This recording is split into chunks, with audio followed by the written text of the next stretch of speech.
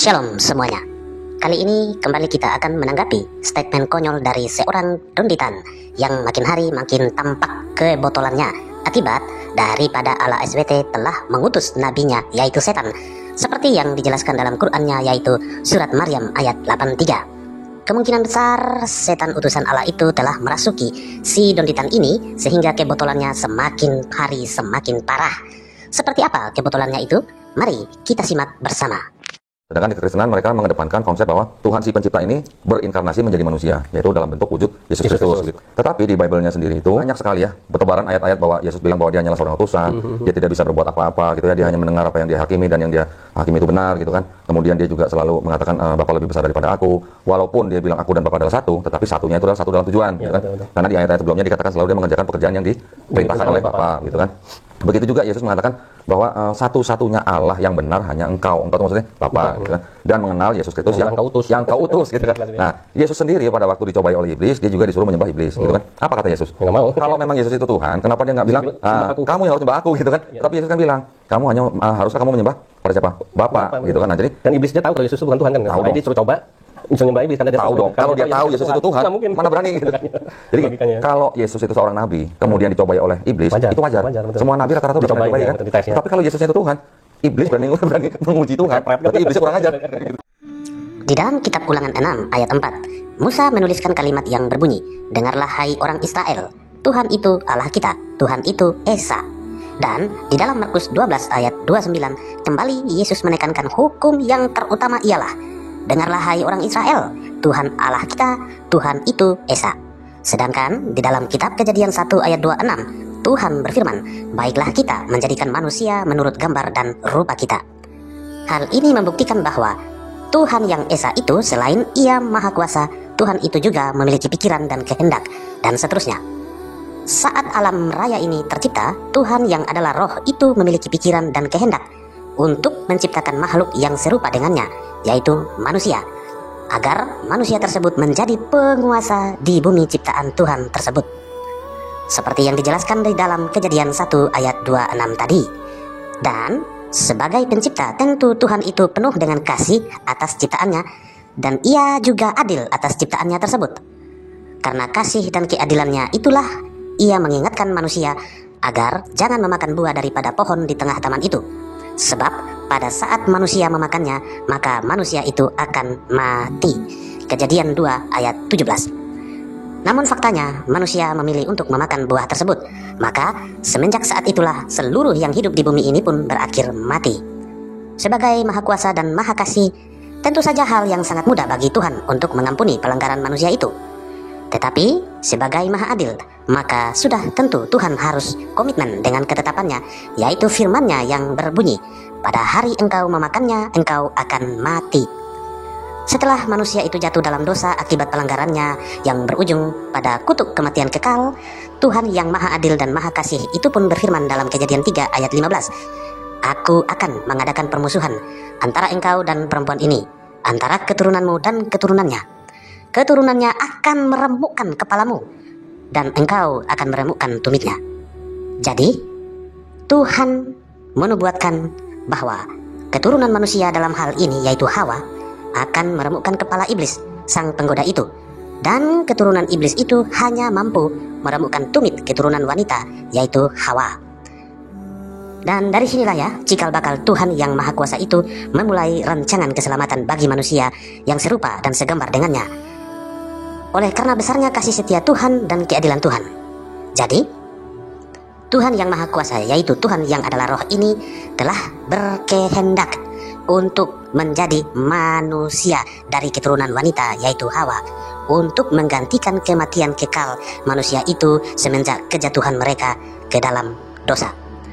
Hal ini kembali diingatkan oleh Yesaya dalam kitabnya, yaitu Yesaya 7 ayat 14 yang berbunyi, "Sebab itu Tuhan sendirilah yang akan memberikan kepadamu satu pertanda. Sesungguhnya seorang perempuan muda mengandung dan akan melahirkan seorang anak laki-laki, dan ia akan menamakan dia Immanuel," yang arti Immanuel adalah Tuhan beserta kita. Matius 1 ayat 23. Dan Immanuel itulah Yeshua HaMashiach alias Yesus. Lagi kata Yesaya 43 ayat 11, "Akulah Tuhan dan tidak ada juru selamat selain daripadaku. Kemudian dalam Yohanes 8 ayat 24, Yesus menekankan lagi, sebab jikalau kamu tidak percaya bahwa akulah Dia, kamu akan mati dalam dosamu. Dan di dalam Yohanes 11 ayat 25, Yesus berkata, akulah kebangkitan dan hidup. Barang siapa percaya kepadaku, ia akan hidup walaupun ia sudah mati. Jadi, yang sudah seharusnya mati kekal oleh pelanggaran dalam Taman Eden itu, kini kita beroleh kehidupan kembali di dalam kerajaan Bapa Maha Kekal di dalam nama Yesus. Kita boleh layak kembali di hadirat Tuhan yang adalah Roh itu, yang kita sebut sebagai Bapa Maha Kekal tadi. Seperti yang Dondi katakan, jika Yesus adalah Tuhan, kenapa tidak Yesus katakan kepada iblis agar ia menyembah Yesus? Perlu Dondi ketahui, mengapa iblis mencoba untuk menggoda Yesus? Hal ini dilakukan oleh iblis karena iblis tahu persis Yesuslah satu-satunya yang akan menggagalkan rencana si iblis ini untuk membinasakan manusia yang segambar dan serupa dengan Tuhan itu. Dan Dondi Tam juga berkata, banyak bertebaran ayat, Yesus hanya utusan, Yesus tidak dapat berbuat apa-apa, Yesus menghakimi seperti yang ia dengar dan penghakimannya benar. Dia hanya menghakimi sesuai apa yang didengarnya, seperti itu kata si Dondi Tam ya. Dan Yesus juga berkata, Bapa lebih besar daripadaku. Walaupun Yesus berkata aku dan Bapa adalah satu, tetapi satu dalam tujuan dan seterusnya. Begitu kata si Dondi Tam. Nah, perlu Dondi Tam ketahui ya, Dondi Tam dan teman-teman ketahui. Ketika Tuhan yang adalah Roh itu memiliki kehendak dan pikiran, maka Tuhan telah berkehendak menjadi manusia yang serupa dengannya. Jadi, di dalam sisi kemanusiaannya, Yesus benar adalah utusan. Ia diutus dari sisi ketuhanannya. Dan di dalam sisi ketuhanannya, ia adalah Tuhan itu sendiri. Sebab itulah Yesus berkata, aku tidak dapat berbuat dari diriku sendiri, sebab Tuhan itu adil akan kehendak dan pikirannya. Dalam sisi kemanusiaannya, ia tidak akan melanggar kehendaknya, yaitu kehendak sisi ketuhanannya, untuk menebus manusia dari kematian kekal. Itulah mengapa Yesus berkata, Bapa lebih besar daripadaku, yaitu sisi ketuhanannya lebih besar daripada sisi kemanusiaannya. Sebab sisi ketuhanannya adalah adil, benar, dan penuh dengan kasih. Karena tujuan Tuhan Yesus datang ke bumi dengan menjadi keturunan dari seorang wanita itu adalah karena pikiran dan kehendaknya sendiri, yaitu pikiran dan kehendak sisi ketuhanannya untuk menyelamatkan manusia dari kematian kekal yang sudah saya jelaskan tadi. Pada sisi kemanusiaannya, Yesus tidak meninggalkan ketuhanannya. Sedangkan dalam sisi kemanusiaannya, Yesus ditinggalkan oleh sisi ketuhanannya demi kepentingan kehendaknya untuk menebus. Di dalam sisi ketuhanannya, Yesus tidak pernah mati. Sedangkan dalam sisi kemanusiaannya, Yesus berkehendak untuk memberikan nyawanya. Baca Yohanes 10 ayat 17-18. Dan dalam sisi kemanusiaannya, Yesus dibangkitkan oleh dirinya sendiri sebab ia memiliki sisi ketuhanan dan dia itu adalah Tuhan sendiri. Sekarang, jika saya bertanya kepada Dondi Tam, apakah Dondi Tam mampu menjawabnya? Pertanyaannya sederhana saja, yaitu pertanyaannya, jika Allah menyesatkan iblis seperti yang dijelaskan dalam Quran Al-Hijr ayat 39, maka apakah Allah SWT layak dikatakan sebagai penyesat?